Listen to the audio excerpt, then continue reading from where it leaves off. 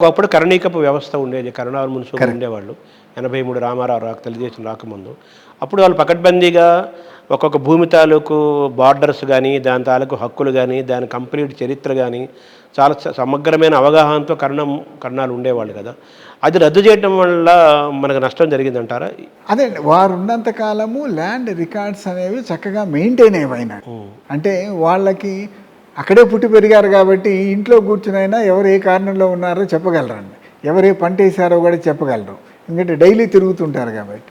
మనము ఆ వ్యవస్థను రద్దు చేసినప్పుడు ఒక సబ్స్టిట్యూట్ కింద, ఆల్టర్నేటివ్ కింద ఒక పర్మనెంట్ వ్యవస్థను ఏర్పాటు చేయలేదండి. అసలు ఒక 10 సంవత్సరాల పాటు ఎవరు లేరు. మళ్ళీ రాజశేఖర రెడ్డి గారు వచ్చిన తర్వాత మళ్ళీ వీఆర్ఓలు అని చెప్పి పాత వాళ్ళని, ఇక మిగిలిపోయిన వాళ్ళని మళ్ళీ వీఆర్ఓల కింద మార్చి పెట్టారు. కొంతమంది వీఆర్ఏస్ని ప్రమోట్ చేసి ఆ వీఆర్ఓ వ్యవస్థ అనేది తీసుకురావడం జరిగింది. మనకి ఎప్పుడంటే ఇవి పనిచేసేది గ్రామములో లోకల్గా వీఆర్ఓ అనే అతను, కర్ణం అనే అతను ఉండాలండి. ఉన్నప్పుడే మీరు మొత్తము సర్వే చేయగలరు, తిరగగలరు, సర్వే నెంబర్ని ఐడెంటిఫై చేయగలరు. అది లేనప్పుడు మీరు ఎక్కడో ఉంటే ఎవరు మళ్ళీ మీ పక్కన ఒక సర్వే వచ్చి చూపెట్టాలండి ఇది అని చెప్పి మీకు వాస్తవాలు తెలియవు. అంతకుముందు ఎవరు దున్నారో తెలియదు, ఈరోజు ఎవరు దున్నుతున్నారో తెలియదు. ఎవడో చెప్తే దాన్ని మీరు నోట్ చేసుకోవటం తప్పితే అన్నమాట. అందుకని అప్పుడు ఆ పర్మనెంట్ వ్యవస్థ లోకల్గా ఉన్నటువంటి వ్యవస్థ ఉన్నప్పుడు రికార్డు మెయింటెనెన్స్ బాగుండేది. పన్నుల వసూళ్లు కూడా బాగానే జరిగేవి కదా. ఆటోమేటిక్గా ఎప్పుడైతే రికార్డు వ్యవస్థ బాగుందో పన్నుల వసూలు జరిగాయి, జమాబద్ది జరిగేది. ఇది ప్రతి సంవత్సరం కూడా విలేజ్ అకౌంట్ సెటిల్మెంట్ అని చక్కగా జరిగేది. ఆ వ్యవస్థను రద్దు చేసి ఆల్టర్నేటివ్ మనం ఏం పెట్టకుండా పోయినందువలన రికార్డ్స్ మెయింటెనెన్స్, అప్డేషన్ అనేది భ్రష్టు పట్టిపోయిందండి. అది జరిగింది. సో దాంతో రికార్డులన్నీ కన్ఫ్యూజింగ్, ఒక్కొక్క రికార్డులో ఒక్కొక్కటి ఉంటుంది. మీరు అప్గ్రేడ్ చేయలేదు, వాటిని అప్డేట్ చేయనందువలన అదన్నీ ఇప్పుడు సెట్ రైట్ అయిపోతాయి. మళ్ళీ ఈ వ్యవస్థతోటి కంప్లీట్గా అప్డేట్ అయిపోతాయి. 40 ఏళ్ళు పట్టింది. 40 ఏళ్ళు పట్టింది. మాలో 100 ఏళ్ల నుంచి బ్రిటిష్ టైంలోను అంత నిజాం అంత ముస్లిమ్స్ పాలనలో కూడా ఈ కరణాల వ్యవస్థ 100 సంవత్సరాలుగా ఉంది.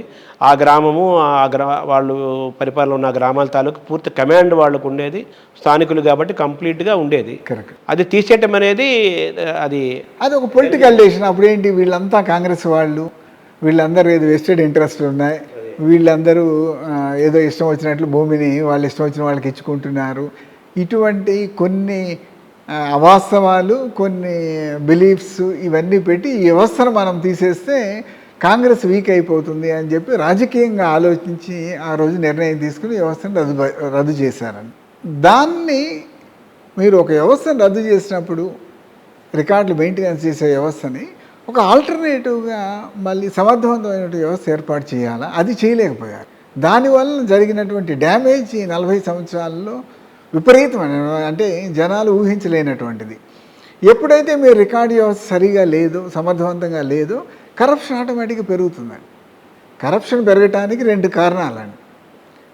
ఒకటి రికార్డులు సరిగా లేకపోవటం, కరప్షన్ పెరుగుతుంది, లిటిగేషన్ పెరుగుతుంది. రెండోది న్యాయ వ్యవస్థ ప్రజలకు అందుబాటులో లేకపోవటం.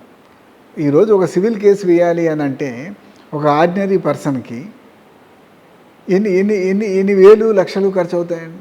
నువ్వు ముందు కేసు ఫైల్ చేయాలంటే 10,000 డబ్బు కావాలి, తరువాత వాయిదాకి ఇచ్చుకుంటూ పోవాలి. 2 సంవత్సరాలు పడుతుంది, 5 సంవత్సరాలు పడుతుంది, 10 సంవత్సరాలు పడుతుంది. 10 సంవత్సరాల కాలంలో ఇతను పీల్చి పిప్పి చేస్తారండి. ఆ లిటిగేషన్లో ఉన్న భూమి కంటే ఈయన ఖర్చు పెట్టింది, కోర్టులు ఖర్చు పెట్టింది ఎక్కువ అవుతుంది. అటువంటి వ్యవస్థ ఉండటం వలన ప్రజలు భయపడి అమ్మో కోర్టులో పడితే చచ్చిపోతాను అని చెప్పి దాని బదులు వీడికి 5,000 10,000 ఇచ్చి వీడి చేత పని చేయించుకుందామని సెటిల్మెంట్. అది కరప్షన్ పెరగడానికి ఒక మూల కారణం ఇదండి. రికార్డులు మెయింటెనెన్స్ పూర్. ఏదైతే న్యాయ వ్యవస్థ వీళ్ళు మాది చాలా గొప్ప వ్యవస్థ అని వీళ్ళు మనకి అడ్వకేట్లు చెప్తుంటారో అది ప్రజలకు అసలు అందుబాటులో లేదు. అక్కడికి వెళ్తే మనకు న్యాయం జరగదు, మన జీవితకాలం అయిపోతుంది అనే దాని వలన కరప్షన్ పెరగటం main కారణాలండి.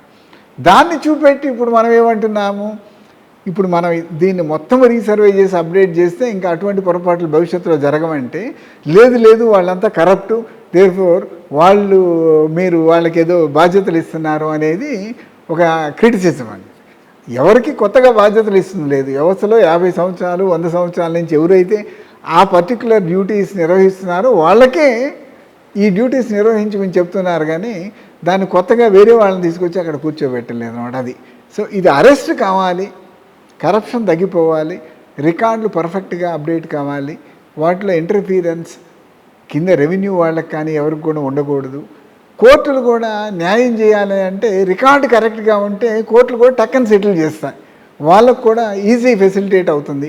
Single source of truth, single record ఉందనుకోండి, వాడికి జడ్జిమెంట్ టక్కని ఇచ్చేస్తారు. అంటే వైఎస్ రాజశేఖర రెడ్డి సమయంలో మళ్ళీ ఈ కర్ణిక వ్యవస్థను మళ్ళీ తీసుకురావాలని కూడా ఆయన ఆలోచన చేసినట్టు కూడా నేను అది విన్నాను, ఆయన ద్వారా కూడా విన్నాను. అది అంటే కర్ణిక వ్యవస్థను యాజ్ ఇట్ ఈస్కి పట్టరాలేము, కానీ మనం కూడా మళ్ళీ ప్రతి గ్రామానికి ఈ వీఆర్ఓ ఏర్పాటు చేయాలి అని చెప్పి అప్పుడు నిర్ణయం తీసుకుని వీఆర్ఓ వ్యవస్థను క్రియేట్ చేయడం జరిగిందండి. కాకపోతే దాంట్లో ఏంటంటే చదువుకున్న వాళ్ళు ఈ మనం అదే అంతకుముందు విఆర్ఏస్ అనేవాళ్ళము, ఏదో నేరడి అని రకరకాలు ఉండేవాళ్ళకి, వీళ్ళందరినీ కూడా అప్గ్రేడ్ చేసి వీఆర్ఓలు అనేది వాళ్ళకి ఏమి చదువుకునే వాళ్ళు ఆఫీసర్ అయిపోయాడు.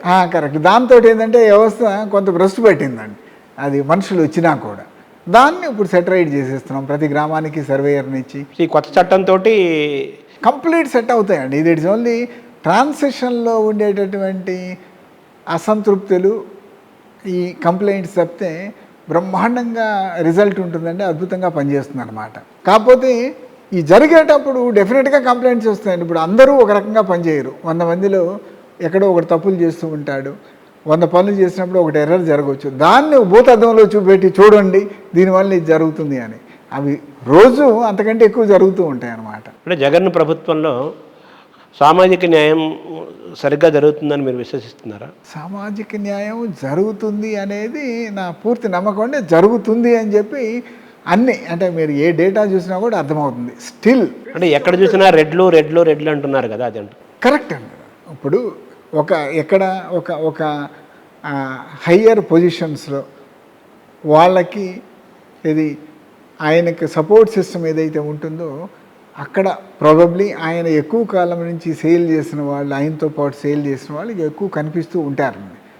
కనీసం మనకు ఒక గ్రామ స్థాయిలోనూ, మండల స్థాయిలోనూ, జిల్లా స్థాయిలోనూ, మంత్రివర్గ స్థాయిలోనూ అయితే మనకు మార్పు కనిపిస్తూ ఉందండి. కనిపించినా కూడా ఇంకా వీళ్ళ పెత్తనం ఎక్కడో ఉంది అనేది కనిపిస్తూ ఉంటుందండి. అది కూడా మార్పు రావాలి తప్పనిసరిగా. ఈ వ్యవస్థల్లో కింది నుంచి మార్పులు ఎప్పుడైతే వస్తున్నాయో పైన రాకుండా ఉండదని నేను అనుకోనండి. It's only question of time. ఈరోజు ఏంటంటే మనిషి నమ్మకం మీద పనిచేస్తాడు.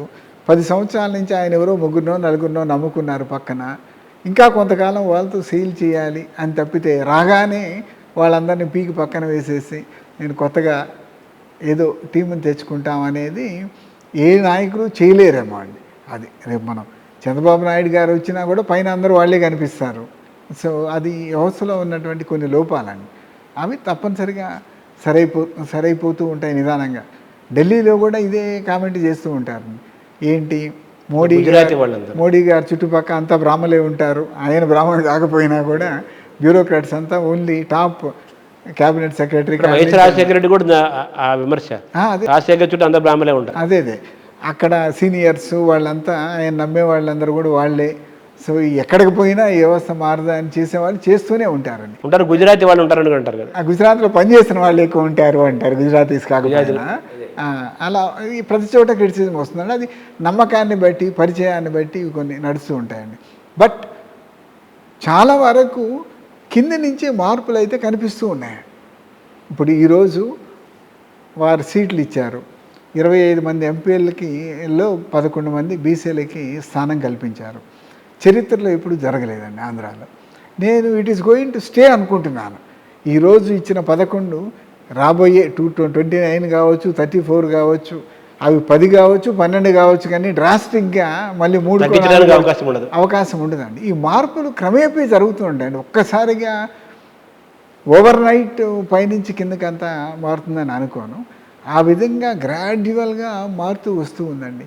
ఎంపీల స్థాయిలో మార్పు వస్తుంది, ఎమ్మెల్యే స్థాయిలో మార్పు వస్తుంది. అసలు రాబోయే 29లో 70 అవుట్ ఆఫ్ ద 225 ఎమ్మెల్యేస్ మనం రీఆర్గనైజ్ చేసిన తర్వాత 70 లేడీస్ ఉంటారండి. అసలు కంప్లీట్ చేంజ్, అంటే 30% మహిళా బిల్లు వచ్చింది కదా, 30% మహిళలు ఉంటారండి. అప్పుడు ఎన్ని మార్పులు వస్తాయో తెలియదు. క్రమేపీ ఒక్కరోజు జరిగేది కాదండి అది.